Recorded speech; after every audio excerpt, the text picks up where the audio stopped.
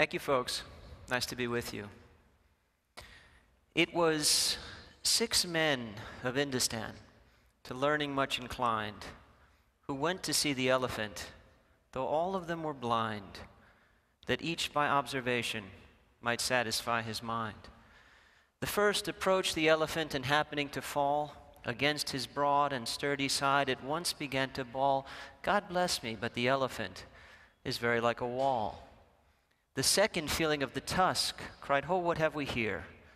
So very round and smooth and sharp, to me 'tis mighty clear.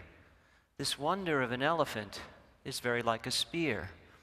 The third approached the animal, and happening to take the squirming trunk within his hands, thus boldly up and spake, "I see," quoth he, "the elephant is very like a snake." The fourth reached out an eager hand, and felt about the knee. "What most this wondrous beast is like is mighty plain," quoth he. "'Tis clear enough the elephant is very like a tree."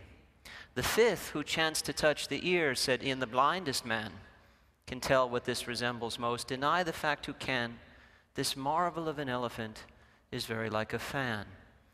The sixth no sooner had begun about the beast to grope, than seizing on the swinging tail that fell within his scope, "I see," quoth he, "the elephant is very like a rope." And so these men of Hindustan disputed loud and long, each in his own opinion exceeding stiff and strong, though each was partly in the right, and all were in the wrong. So oft in theologic wars the disputants, I ween, tread on in utter ignorance of what each other mean, and prate about the elephant not one of them has seen.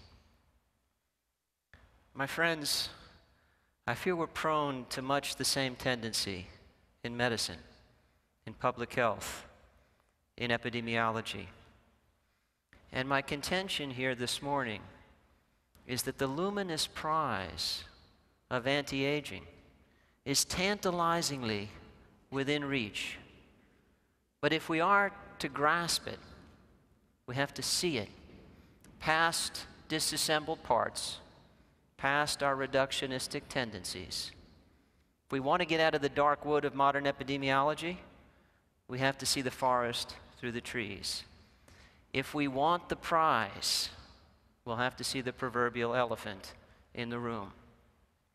Let us speak then of that. Let's talk about our hands and our hands. Let's talk about the peril, the promise, and the problem. Let's see if we can get some traction with the right metaphor. Make a case for sandbagging. Do something other than just keep on waiting on the world to change. Climb a spiral stair. Cross that bridge over troubled water. Find a big spoon. Reject the fountain in Florida. And come to a fork in the road and take it. Anti-aging, I suppose, is intrinsically about our hands on a clock, stopping the clock, slowing the relentless progression of time. But of course, the prize here isn't just to arrest the progression of time. We could be immortal, but live forever, encumbered by senescent decrepitude. That's not what we want. We want to be vital. We don't want to just live long. We want to live well. The prize isn't not dying.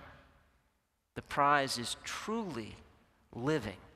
And the funny thing about that prize is it has a bit less to do with stopping the clock than we may tend to think. It has less to do with our hands. It has an awful lot to do with our hands, because the opportunity to claim the prize has been right here all along. And we heard about this first, at least in the modern era, and perhaps best, with the publication of a seminal paper by Bill Foege and Mike McGinnis in 1993 in JAMA. The paper was entitled "Actual Causes of Death in the United States." Prior to the publication of that paper, when we spoke of the leading causes of premature death, the list was chronic diseases. Heart disease, leading cause of premature death in men and women alike. Cancer, number 2. Stroke, number 3. Respiratory diseases, number 4. Diabetes, number 5. So it is, so it was, and for the foreseeable future, so it shall be. But McGinnis and Fege pointed out something that should perhaps have been obvious all along. Diseases aren't causes. Diseases are effects. And the question they thought to ask and answer was, effects of what? What is causing the diseases that are taking years from lives? And because they're chronic diseases, before ever they take years from lives, they're taking life from years. What is causing them? They got their arms around this issue, wrestled it under control, and reached the conclusion that all of the premature deaths in the United States each year, but for a rounding error, could be ascribed to a list of 10 factors which overwhelmingly each of us has the capacity to control in our daily lives. And interesting though it is, the full list of 10 need not concern us here this morning because it in turn was overwhelmingly dominated by just the first 3. 80% of all the action was the first 3 things on McGinnis and Fege's list, and in the epidemiologic dark wood of 1990, they were in order: tobacco use, poor diet, lack of physical activity, or as I like to describe them, bad use of our feet, our forks, and our fingers. 80% of all of the premature deaths occurring in our country every year attributable to bad use of feet, forks, and fingers. This was in 1990. That's getting to be an old vintage. I presume you like your data fresher than that. We have fresher data. 10 years later, Ali Magdad and others at the CDC reanalyzed this issue. They reached substantially the same conclusion. All that had really changed in the span of a decade is that the gap between tobacco as the #1 cause of premature death and the combination of bad use of feet and forks as #2 had narrowed. It had narrowed for one good reason: the strides we've made in our society against tobacco use, and one bad reason: degenerating use of our feet, deteriorating use of our forks, worsening epidemics of obesity, diabetes, and metabolic mayhem to show for it. This then was the epidemiologic dark wood in 2000. That too is getting to be an old vintage. I presume you like your data fresher. We have fresher data. 2009.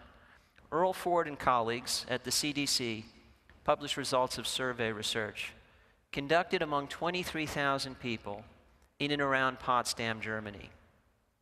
They asked these 23,000 people about 4 ostensible health factors. They asked them, do you smoke? Yes or no? Do you eat well? Yes or no? And permit me to digress for just a second, because you as I are exposed to the fractious bickering in our culture about what constitutes eating well. The advice seems to change on a daily basis with every news cycle, right? So let me simply point this out, and I'll return to it before I'm done. In fact, test of your memory. I will show you before I finish this morning a picture of a house on fire, and I will refer back then to Ford's study and say, remember what I said. Because in Ford's study, eating well was simply represented by habitual intake of vegetables, fruits, and whole grains. They didn't go further into the weeds than that. That was eating well. It was enough to differentiate eating well from eating not so well. All right, back to our regularly scheduled program. So they asked, do you smoke, yes or no? Do you eat well, yes or no? Are you physically active on a regular basis, yes or no? And is your weight well controlled, yes or no? And by the way, another digression, one of these things is not like the others. Arguably, one of these things just doesn't belong, right? 3 of these are behaviors. Weight is not a behavior. Did anybody wake up and decide what to weigh today? Would that it were so, right? We can choose what to eat, how much to exercise, but the simple fact is 2 people can eat the same, exercise the same, one gets fat, one stays thin. That's not fair. But whoever said life would be fair, right? Unpleasant stuff can happen to thin people too. That may not be fair either. Weight is not entirely volitional. To the extent it's volitional, it's controlled by 2 factors on Ford's list: diet and physical activity, calories in, calories out. But other factors influence it: our ethnic heritage, genetic polymorphisms, variations in our microbiome. But again, back to Dr. Ford's study. So what they did with the answers was compare the two ends of the spectrum. They compared, I don't smoke, I eat well, I'm active, my weight is fine, to I smoke, eat badly, don't exercise, and my weight is out of control. These people, over the span of their lifetimes, this was a retrospective cohort study, had an 80% lesser rate of all major chronic disease than these people. Flip the switch from bad to good on any one of these factors, and the lifetime probability of any major chronic disease declined 50%, but fire on all four cylinders. And the lifetime probability of all major chronic disease, heart disease, cancer, stroke, diabetes, dementia, etc., was slashed a stunning 80%. Now, those at the podium just before me were talking about biomedical advance. They were talking about drugs in the pipeline. So imagine, the pipeline ripens. The news breaks tomorrow. Front page above the crease of whatever you deem most prestigious, there's a new drug available. FDA approved, available in bountiful supply. Shockingly free of side effects, stunningly effective, incredibly safe, in fact safe enough for children and octogenarians alike, and taken once daily for the rest of your life, will reduce your risk of all major chronic disease by 80%. Could you keep up with the demand for prescriptions? Would you even be in your office or on the phone with your broker trying to buy stock in the company making this stuff? Both would be good ideas, getting the prescription, buying the stock, but for the fact that there is no such pill. And in my estimation, there never will be any such pill. But lifestyle is exactly that medicine, and we've known about it since 1993 at least. In any event, if you happen not to like Potsdam for some reason, or prefer your data fresher still, we have reaffirmation of exactly these same findings from a cohort study in the UK by Kavavic et al. A couple of years ago. More recently still, with yet another cohort study here in the US by McCullough et al. And if you like your data hot off the presses, we had a publication in JACC just a couple months ago showing that these same lifestyle factors were associated with the prevention of 4 out of 5 cardiac events in men. 4 out of 5, there's that 80% again, every time. It's incredible.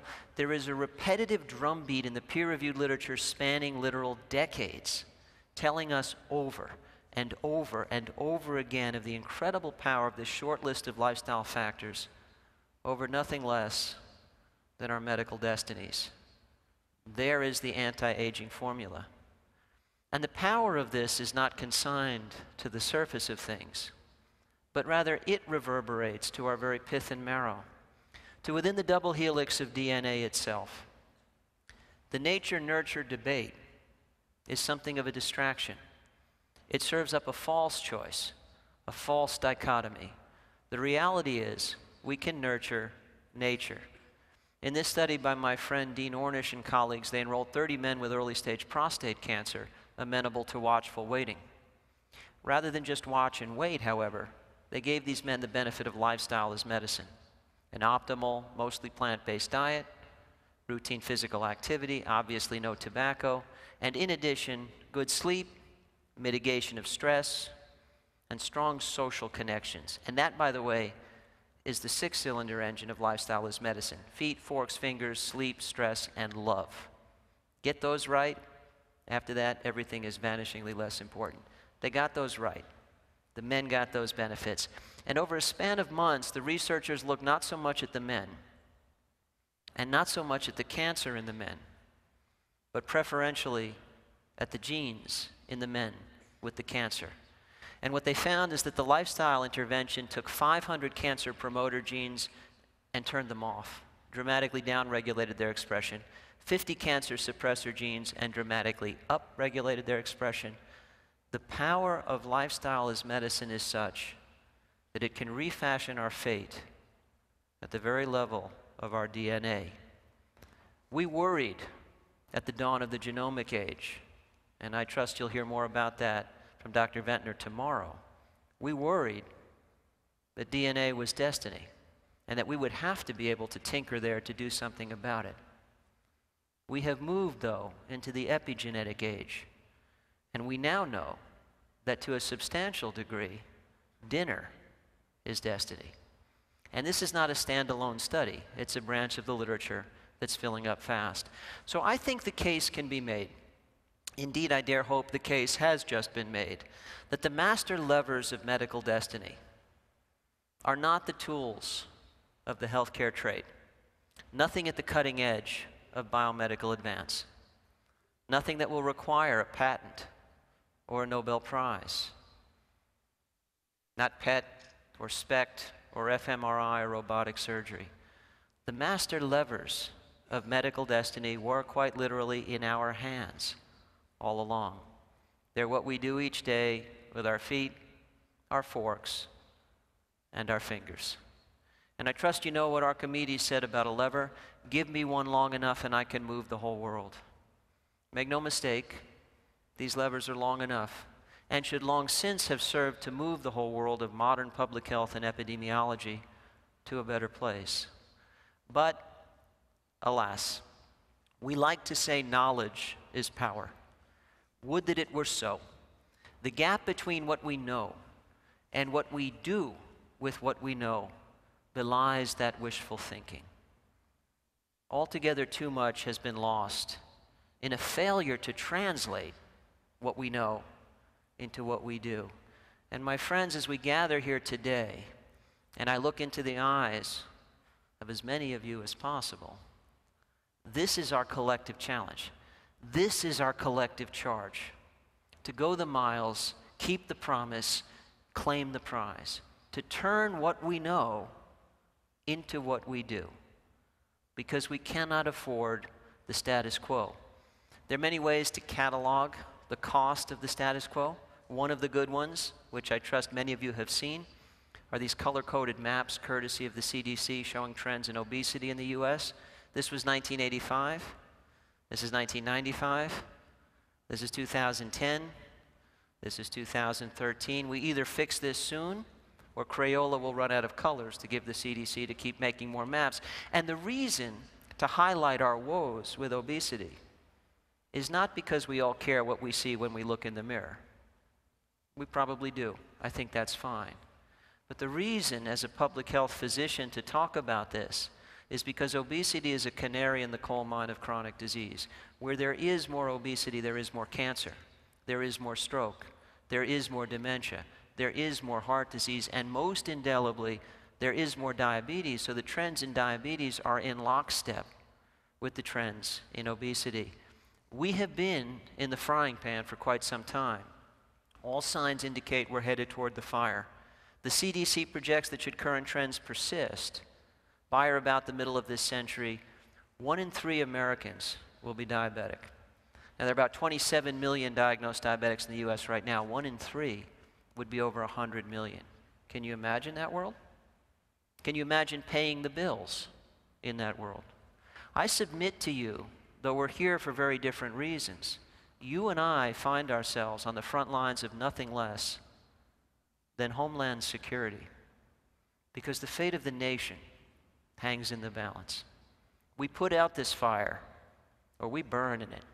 There is no way for the United States to be solvent when 100 million people have a chronic, disabling, costly disease beginning at every younger age. The whole hullabaloo over healthcare reform, frankly, it's moot, because there's just no way to pay this bill if this comes to pass. And all signs indicate we are on this trail. After the projection was made, data indicated we're heading there.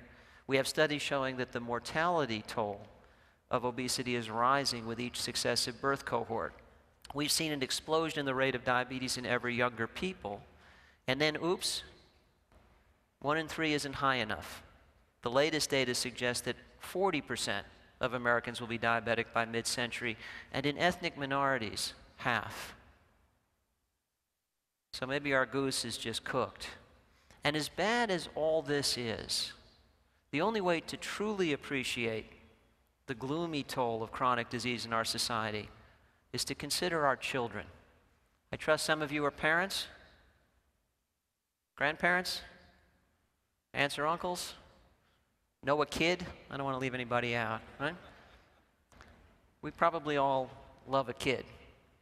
Well, I have 5 children, and it's really them that inspire me to do what I do. I think about the future I want to bequeath my children, and I know every loving parent and grandparent wants to bequeath their children. We have seen an explosion in cardiac risk factors in ever younger people. When I went to medical school less than 100 years ago, they taught me about juvenile onset diabetes and adult onset diabetes. On my watch, we changed the name when a condition that only overweight, sedentary, middle-aged adults used to get became a pediatric scourge. We called it type 2 to make it okay. I consider type 2 diabetes a euphemism. It's the term our culture draped over adult onset diabetes in childhood so we wouldn't have to acknowledge what a cultural travesty that truly is. We talk about anti-aging, folks. We're in this room because we believe in that, and yet we live in a culture that markets multicolored marshmallows to our children and tells them it's part of a complete breakfast. Yes, it is the shitty part of a complete breakfast, so we don't tell them that part, right? Where is the outrage? We learned from Pulitzer Prize winner Michael Moss that all of the big food companies have literal teams of PhDs working to devise food we cannot stop eating. If you don't know his work, read The Extraordinary Science of Addictive Junk Food, New York Times Magazine cover story, and or his book, Salt, Sugar, Fat. Where is the outrage? We live in a culture that uses the terms junk and food to describe the same commodities. And yet food is the one and only construction material for the growing bodies of the children we all love. How did junk ever figure in the mix? Predictably, in the absence of our collective outrage, predictably, amidst our willingness to tolerate this cultural travesty, we are reaping the whirlwind. Yes, our kids are prone to what used to be adult onset diabetes. Yes, there are ever more cardiac risk factors in ever younger people. Yes, I know the case of a 17-year-old who had a triple coronary bypass, and I hear periodically from colleagues who know others like him. But even I, prophet of doom though I have been on this topic, did not foresee a 35% increase in the rate of stroke among 5 to 14-year-olds in the United States. But this is what we have. Even as the rate of stroke among those 50 and older has declined due to better detection and treatment of hypertension.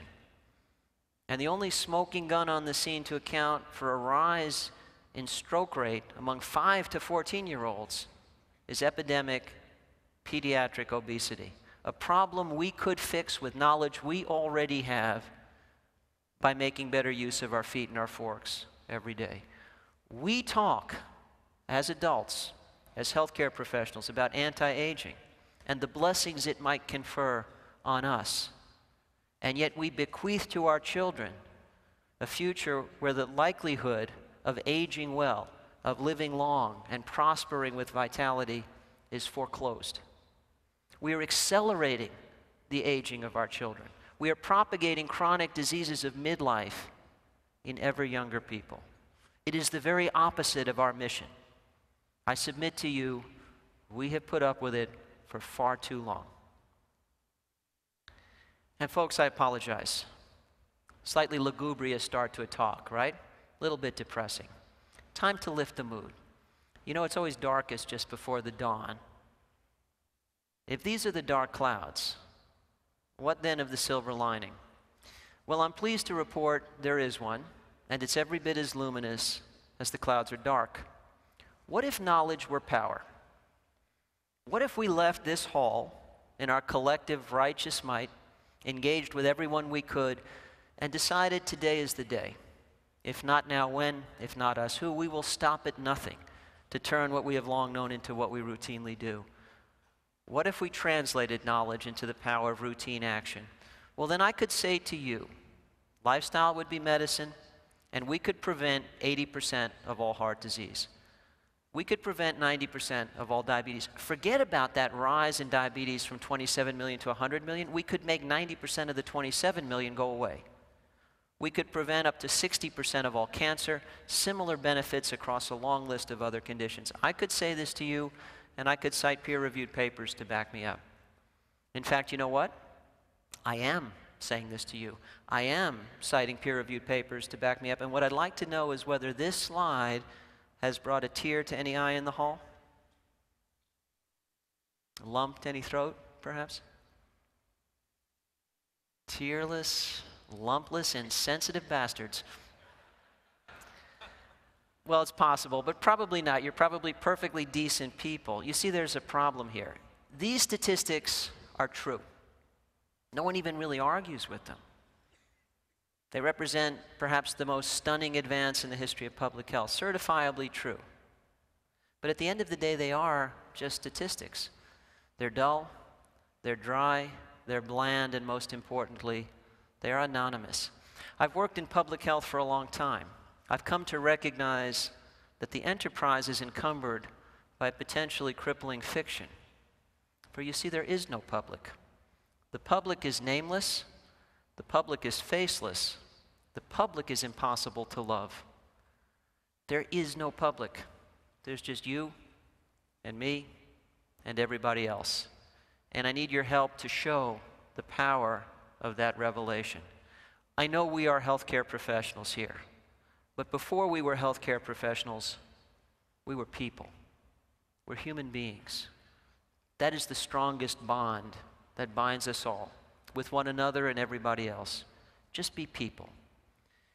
If you or someone you love, not someone you've taken care of, just you or someone you love has been touched by heart disease, would you please raise your hand and keep it in the air? If you or someone you love has been affected by cancer, please add your hand to those in the air. And if you or someone you love has been affected by stroke, diabetes, or dementia, please add your hand to those in the air. And folks, look around the auditorium. Everybody, I think. I'll be your proxy now. Conjure to your mind's eye the face of the person that made you raise your hand. Remember that day, the phone call, the ambulance ride, the trip to the ER, the ICU, the CCU, whatever it was. I hope they got better and came home. Sometimes they do. Sometimes they don't. But either way, that was a bad day. And as best I can tell, every one of us in this room has had just such a bad day at least once, and many of us more than once. And we can conjure to our mind's eye the face of someone we love who was caught up in it. And here's the thing. If knowledge were power, if we turned what we have known for decades at least into what we routinely do, no new Nobel Prize required, 8 out of 10 of us in this room would not have had cause to raise our hands. That's what an 80% reduction in all chronic disease feels like. It's not remote. It's not distant. It's not statistically anonymous. It's up close and it's intensely personal. We've all got skin in this game. Our own skin, and the skin of people we love. When we part the veil of statistical anonymity, the faces we see looking back at us are the faces of people we know and the faces of people we love. It is for them the promise of this must be kept. It is for them that the miles of translation, however arduous, must be traversed. And all of this, I think, begs the question, what on earth is the problem? If we have the knowledge and this intimate basis for passion, what possibly could have forestalled our progress all this time? Something fairly monumental must be in the way, and indeed I think something fairly monumental is. In essence, if you take this and you add this, you pretty reliably get to this. In much the same way as if you took this and added this, you would arrive here. And I give you my figurative trademark for more than 20 years now, the polar bear in the Sahara. Alas, when my wife and I first put this slide together, there was no imminent threat of this actually happening to polar bears. That may have changed. The conference perhaps can invite Al Gore next year to talk to everybody about that issue. My point's different. There's something wrong with this picture. Polar bears are marvels of survival, but adapted to a very particular habitat. The very traits and tendencies that foster your survival in the cold conspire against you in the heat. Soak up and retain warmth where it's freezing, it keeps you alive. Soak up and retain warmth beneath the burning Sahara sun in summer, and it cooks your goose. I submit to you that we are polar bears in the Sahara. Throughout most of human history, calories were relatively scarce and hard to get, and physical activity was unavoidable. It was called survival, and everybody did it every day. It did not require gym membership or specialized footwear. We have devised a modern world where physical activity is scarce and hard to get, and calories are unavoidable. Houston, we have a problem. And Las Vegas and every place else, increasingly all around the world. I submit to you that as a species, Homo sapiens has no native defenses against caloric excess or the lure of the couch, never having needed them before. No native defenses, that is, save one. Great big Homo sapien brains. We are arguably smarter than the average bear and can think our way out of this mess of our own devising. And that's just what we have to do. But it won't be easy, because even when it's clear where there is, it sort of feels like you can't get there from here. My hope is that we can get some traction with the right metaphor. And the metaphor I like is a levee. My mother, who's a poet, I trust will forgive me for switching metaphors midstream. I began with levers. I convert now to a levee. I like the levee for a number of reasons. First, the problem we confront may be likened to a flood of highly processed, hyper-palatable, nutrient-dilute, energy-dense, glow-in-the-dark, bet you can't eat just one kind of foods. A constant flow of marketing dollars encouraging us and our patients and clients and our children to eat the very foods that propel us toward chronic disease and obesity, that undermine the anti-aging mission. Wave after wave of technological advance giving us all sorts of gizmos that do all the things muscles used to do at work and at play. A great big obesogenic, morbidogenic flood. And if you want to contain a flood, you build something like a levee. I think the metaphor works. I also like it because it incrementalizes the solution. Folks, join me. Stack a bag of sand. No one of us has to fix it all. It doesn't have to be fixed in any one day. But every day we can either be part of the solution or abdicate and be part of the problem. Third and finally, I like this metaphor because it serves up a precautionary tale. We are a quick fix, silver bullet, active ingredient kind of society. Maybe we're busy waiting for that pill to come out, and all the while letting what we could be doing with lifestyle languish. Maybe the hope is we'll watch the Dr. Oz show and learn the thing that will fix it all. Right? I've been on this show. I get 1,000 emails after every appearance. I saw your segment. So that's the thing? Sure, that's the thing. Tune in tomorrow. There'll be a different thing. Tune in all next week for a whole new batch of the thing. The one silver bullet that'll fix it all. There is no thing, folks. It's like putting down one sandbag and asking, are we dry yet? And then when we're not, concluding, must have been a defective sandbag, let's toss it and start again. We'd never get anywhere. The solution is fixing everything that's broken. The solution isn't any one sandbag, it's the whole levee. And so at this stage in my career, frankly, I am a sandbagger and proud of it. I aspire to nothing else. I manufacture, test, stack, and as appropriate, attempt to disseminate sandbags. Now, up until now, I've been poetical and metaphorical and epidemiological. That's not really how I spend my time.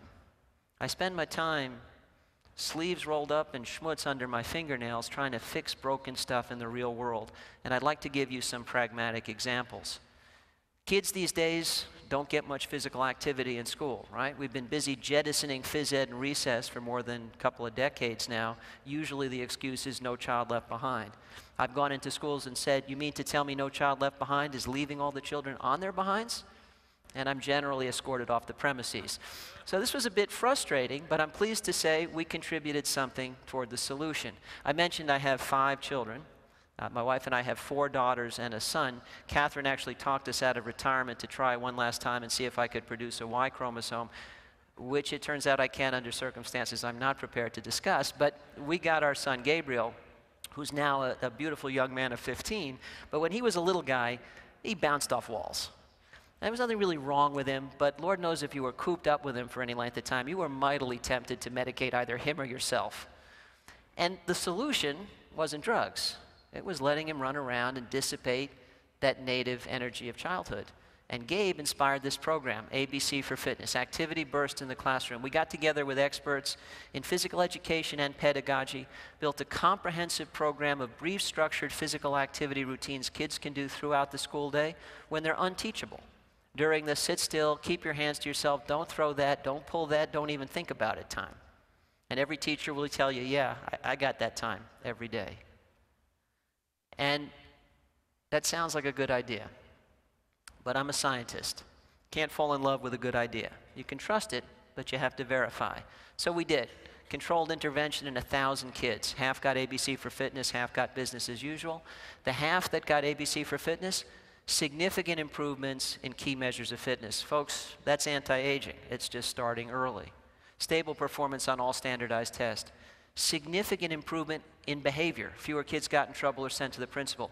Significant reduction in all medication use. Significant reduction in medication use for asthma specifically, happy surprise. And oh yes, a 33% reduction in medication use for ADHD. Because the proper remedy for rambunctiousness in children is recess, damn it, not Ritalin.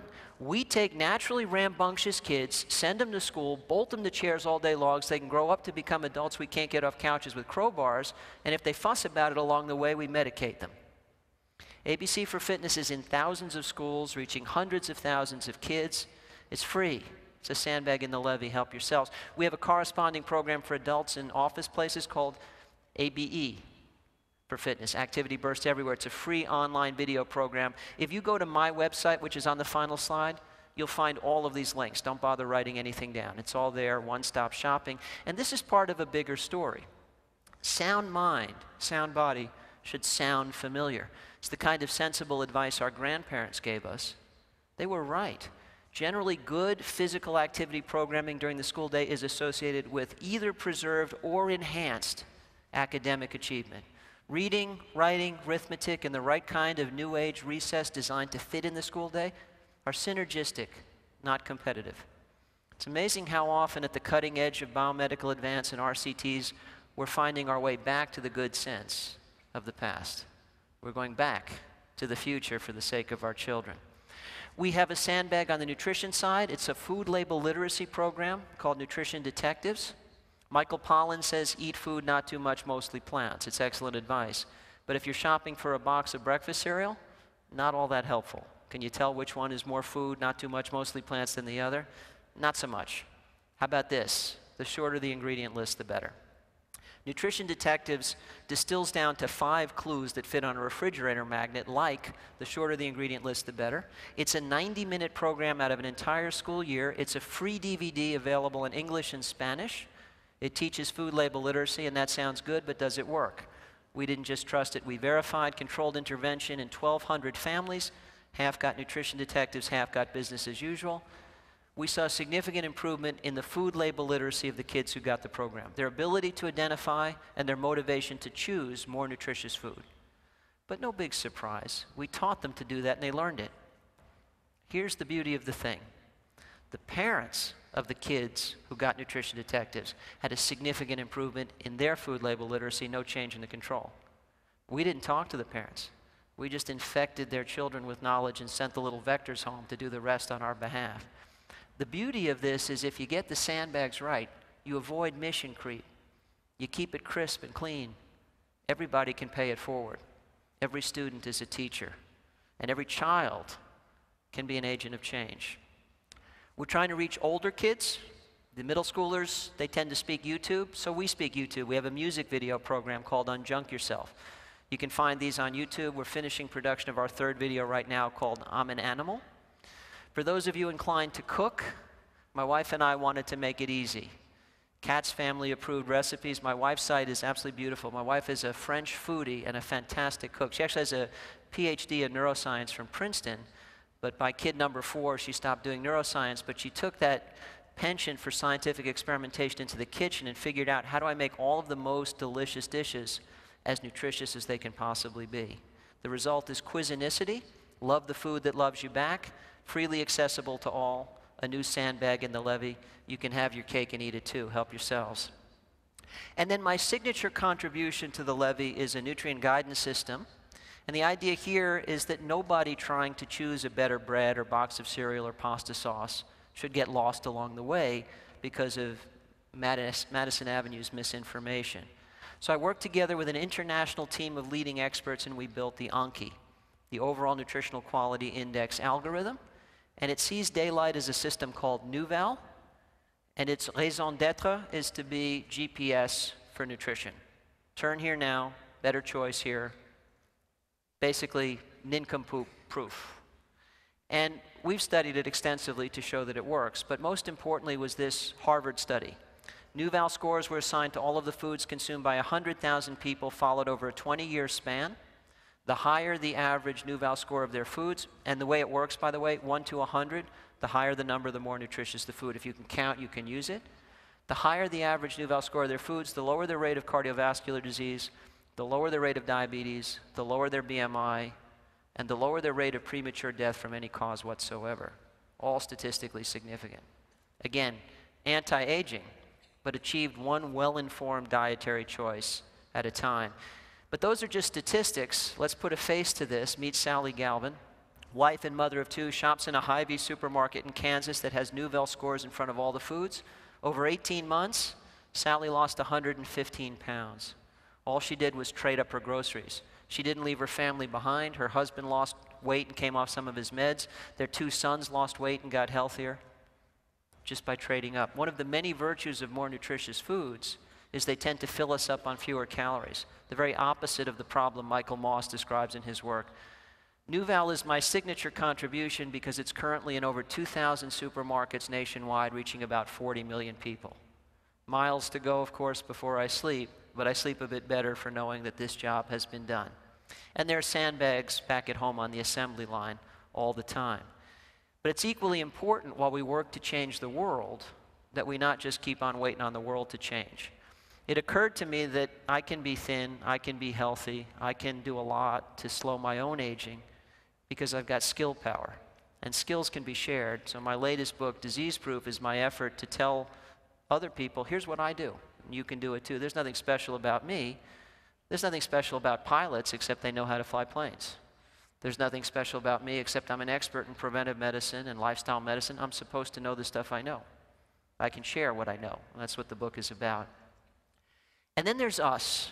And frankly, as noted, we in healthcare are either part of the solution or part of the problem. Now, I realize I'm preaching to the choir. You don't come to an anti-aging conference if you're not already committed to being part of the solution. But we're trying to help. We have a sandbag for you.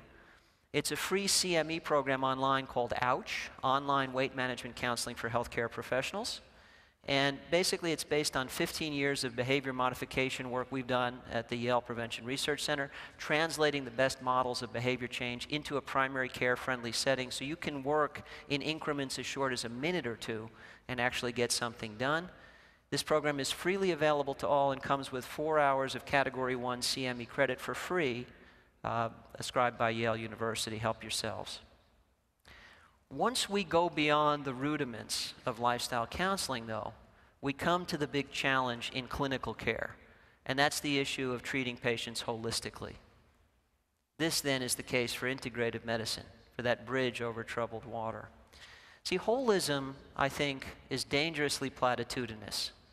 You can't hate it. It's like mom and apple pie. Of course, it's a good thing, but who among us knows how to take a very complex patient who's maybe lonely, depressed, hates their job, toxic marriage, kids in trouble, chronic pain, can't sleep, obese, polypharmacy, side effects of drugs, diabetes, dyslipidemic, hypertensive, coronary condition, and fix that all in one fell swoop?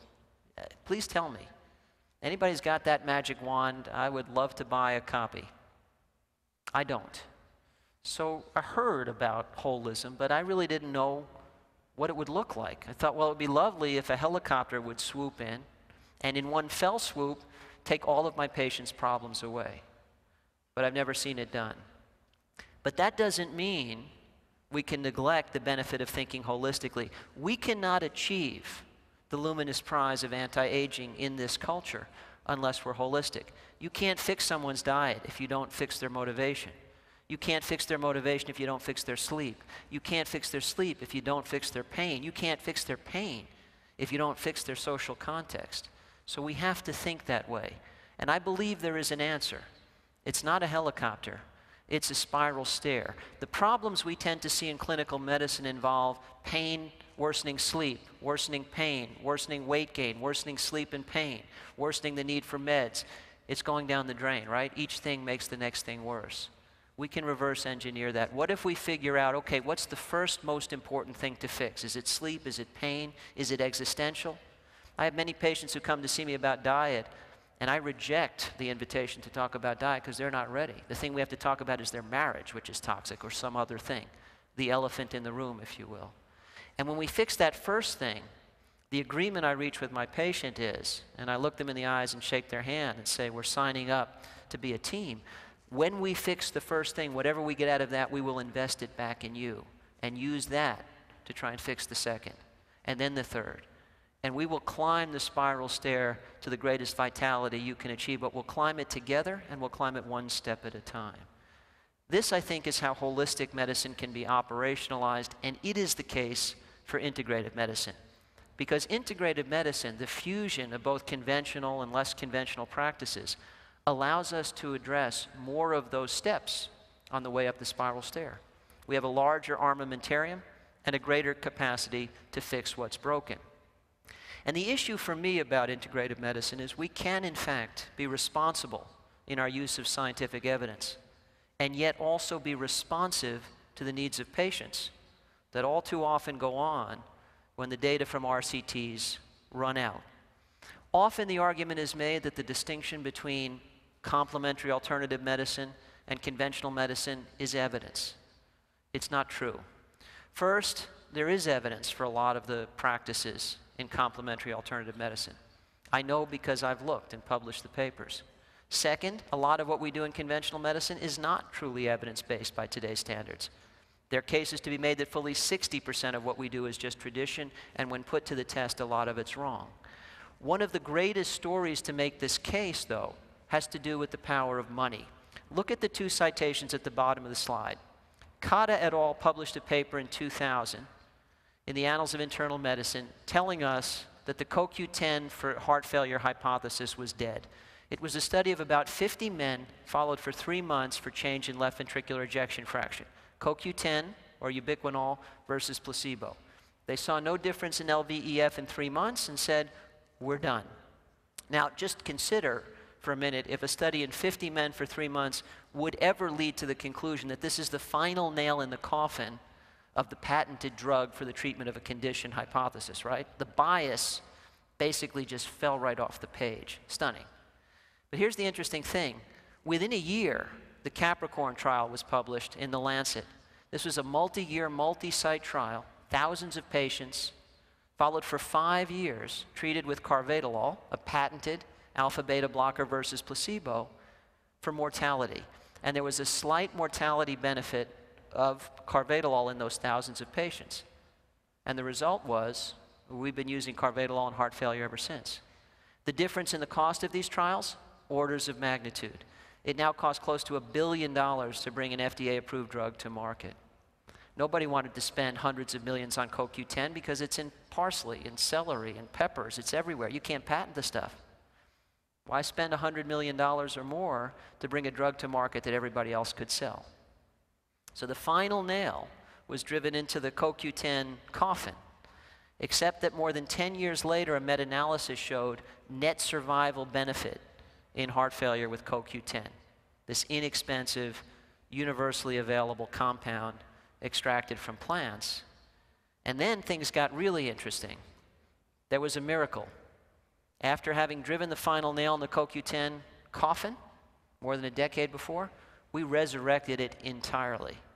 CoQ10 meets Lazarus.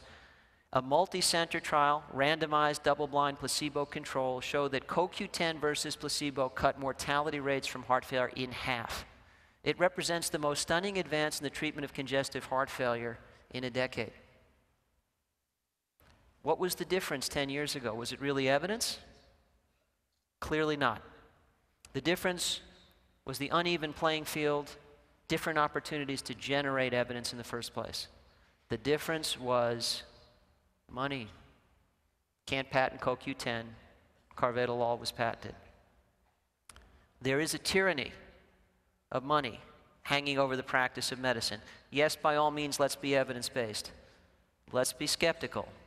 But let's be open-minded skeptics, or otherwise the risk is that we practice not so much evidence-based medicine, but money-based medicine, profit-driven medicine.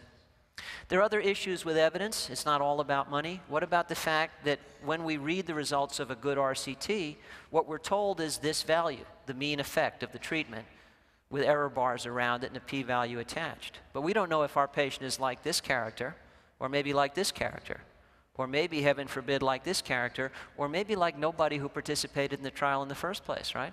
There is a leap of faith when we apply the results of a clinical trial to a patient who wasn't in the trial. And then, of course, absence of evidence is not evidence of absence. If my foot were to catch on fire, I would not need a randomized clinical trial to fetch a pail of water. Some stuff just makes good sense. And yes, we ought to verify that. Yes, we ought to do the science. But while waiting for it, science does not obviate the application of sense. In fact, sense leads, science verifies. Don't forget to apply both to the practice of clinical care. There's an ethical case to be made for integrative medicine because it allows us to treat more patients, patients who've tried the conventional stuff and failed to respond. It allows us to remain engaged more often. So for the past 15 years, I've run an integrative medicine center. I work collaboratively with naturopathic physicians. We both see every patient. We put our heads together, and we look across a wider treatment spectrum to try and generate answers to the vexing challenges of how do we get up the next step in that spiral stair. And in particular, because we offer this, we get difficult patients who've already been through the run of conventional care and haven't responded. So we often have to explore further. We also have looked carefully at evidence as we proceeded, and as noted before, the evidence base here is diverse. We've also attempted to fill gaps in the evidence base. We conducted a trial of massage therapy for osteoarthritis of the knee, published it in the Archives of Internal Medicine. No big surprise, maybe, that massage makes osteoarthritic knees feel better. The surprise was a significant reduction in pain and functional improvement 8 weeks after the last massage. And the result of that was we're now running a multi-site $3 million NIH trial of massage therapy for osteoarthritis of the knee. And what we hope to do is make massage a reimbursable alternative because we think it's not only effective but cost effective, especially for people who don't tolerate NSAIDs or COX-2 inhibitors. And as I conclude this tirade about evidence and its misapplication, let's talk about the clinical applications of research evidence. It's not a light switch. It's not just perfectly clear we should or perfectly clear we shouldn't. There are 5 relevant domains, and colleagues and I have published this construct in a number of places. We call it CARE, Clinical Applications of Research Evidence. Is something safe? Yes or no? Is it effective? Yes or no? Is there evidence to support it? Yes or no? Are there alternatives that do the same job? Yes or no? And does the patient want it? Consider the 2 ends of the spectrum. It's toxic, it doesn't work, the evidence is undecipherable, there are other things to do this job better and the patient couldn't care less. Is anybody confused what to do here? Pretty straightforward, right? No brainer. The other end of the spectrum, it's perfectly safe, it's highly effective, the evidence is a slam dunk, nothing else on the planet does the job and the patient wants it desperately. I don't think anybody's confused about that either, right? What about this though? It's almost certainly safe, it's been used traditionally for centuries, we see no case reports of adversity in the literature. We have mechanistic studies showing that it certainly could work, but no ready for primetime RCT showing that it does. There is evidence supporting it, but again, it's not the evidence we would wish for.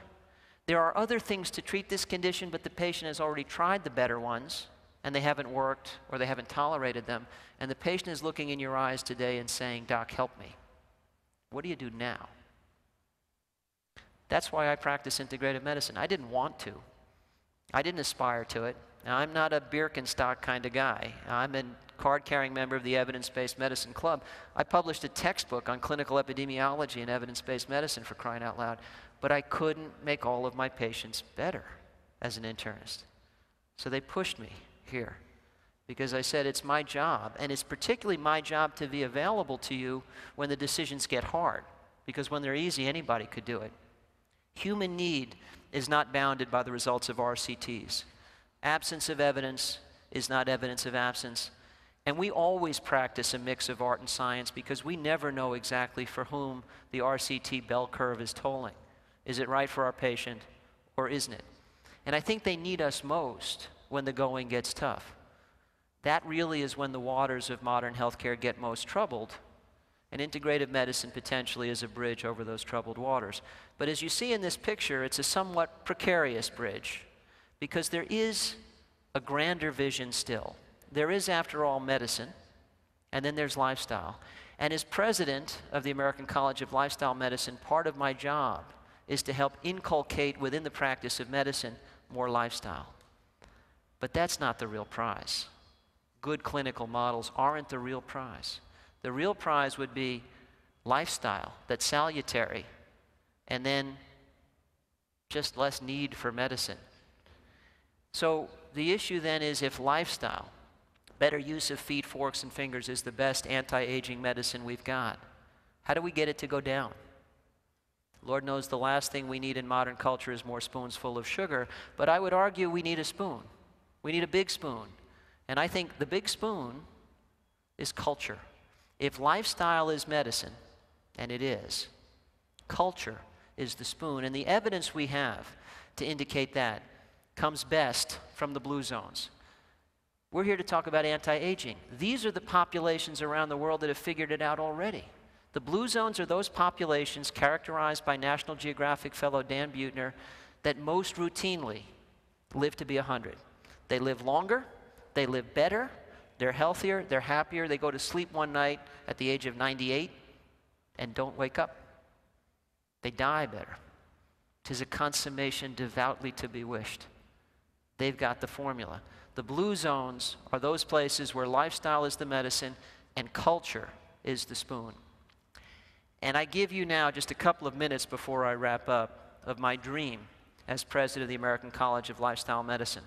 I call it Glimmer, a global lifestyle medicine movement to effect revolution.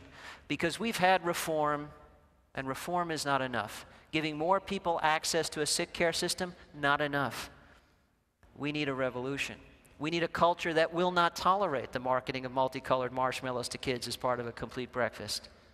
And I would hope that Glimmer maybe can light the way to better health all around the world. The vision is not just a blue planet, but blue zones everywhere. Cultures that facilitate health. I envision lifestyle in medicine, where global lifestyle medicine organizations, including this one, come together, where we refine best treatment models, we contribute to medical education, and we engage third-party payers. Even more importantly, though, than the clinical models, because after all, they don't say in the blue zones, I live to be 100 because my doctor gives me such great counseling. Even more important is culture change, lifestyle as medicine, and this game is already afoot. Dan Buettner, working with Healthways, is already working to turn blue zones into blueprints, to help areas throughout the United States that are ready develop a health-promoting culture, an anti-aging culture. Because frankly, a culture that puts out the fire of chronic disease is committed to anti-aging, adding years to life and life to years. But we could add to what's going on. We could propagate blue zones, we could put more boots on the ground, and we could have a global coalition of experts lending their voices and support, and we could append to all of this expert evaluation. And this is an area where I spend most of my time. I run a clinical research lab, that's my day job, and I won't belabor this except to say this job can be done. We could put in the peer-reviewed literature the evidence that this is working. Remember that memory test I told you about? Remember the image I told you I was going to show you? House on fire? Think about what we do with diet, folks. There's a new fad diet every day, right? I used to work for Good Morning America. There was pressure on me to tell people about a different diet every week, right? But as we bicker over my diet can beat your diet and fail to use what we have long known about the fundamentals of healthy eating, real food, not too much, mostly plants, wholesome foods and sensible combinations, or Ford study, habitual intake of vegetables, fruits, and whole grains. It's like firefighters with a building on fire behind them bickering over which is the right kind of hose. You can't use that hose, the caliber's wrong. You're not going to try to put out a fire with soft water, are you? Everybody knows you've got to use hard wire. They bicker, and the building burns to the ground. That's what we do. Let us continue to debate what's best behind the closed doors of academia. then let's open the doors, link arms, and sing Kumbaya and use what we know, because we have known enough, at least since 1993 and arguably since Hippocrates, to prevent 80% of all chronic disease. That would be the single greatest advance in the history of the anti-aging enterprise, no Nobel Prize required. To try and make that happen, we're working to form a true health coalition, a group of leading voices from around the world that comes together and says, yes, we know enough, these are the fundamental truths, these are the things we should act on. And I'm pleased to report that we have our first six-figure contribution to the Glimmer Fund as of Monday of this week. So we've begun. Ultimately, we need $100 million or more to run this globally, but the pilot project is less than $250,000. Anybody that wants to help out, let me know, but we have the first six-figure contribution. The project begins January 2nd. And the idea here is that in addition to sending in a ship and crew to try and fix what's wrong at a given site, we could change the mighty wind of our culture so it doesn't conspire against health, but actually blows in favor of it. And so it is that we come to a fork in the road. And as Yogi Berra said, we have to take it. For far too long, we have allowed health and the promise of anti-aging to languish in our culture on the road not taken. I think we'd all like to see them on a path of lesser resistance. I believe it's possible, but only if we choose the right road. Two roads diverged in a yellow wood. And sorry I could not travel both and be one traveler. Long I stood, and looked down one as far as I could to where it bent in the undergrowth. Then took the other as just as fair, and having perhaps the better claim, because it was grassy and wanted wear, though as for that, the passing there had worn them really about the same. And both that morning equally lay, in leaves no step had trodden black. Oh, I kept the first for another day. But knowing how way leads on to way, I doubted if I should ever come back. I shall be telling this with a sigh, somewhere ages and ages hence. Two roads diverged in a wood, and I took the one less traveled by, and that has made all of the difference. My friends, my career has been on the road less traveled. It leads to the prize of anti-aging. It leads to more years in life, more life in years. But it doesn't lead to a fountain in Florida, and it doesn't lead to the need for new Nobel Prizes. It leads to Ikaria, Greece. It leads to Sardinia, Italy. It leads to Loma Linda, California. It leads to Okinawa, Japan. It leads to blue zones. It leads to those places where lifestyle is the medicine and culture is the spoon. And it leads to more than just a bridge over troubled waters. It leads to hands joined in solidarity across seas. It leads to arms linked in solidarity that can, together, confront a sea of troubles and by opposing, end them. I'm on that road. I hope some of you will join me, because I think together and only together it could make all of the difference in the world. Thank you all very much. Thank you.